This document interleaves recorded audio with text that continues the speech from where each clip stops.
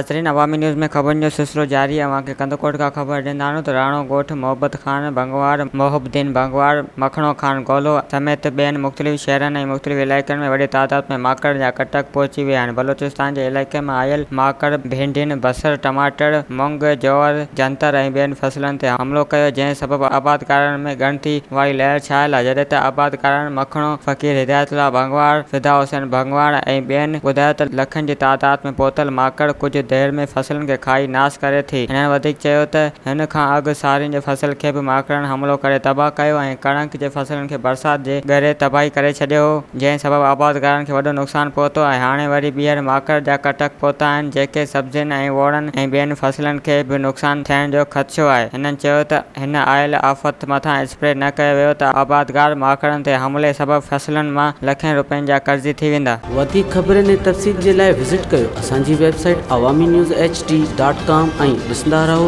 Awami news HD।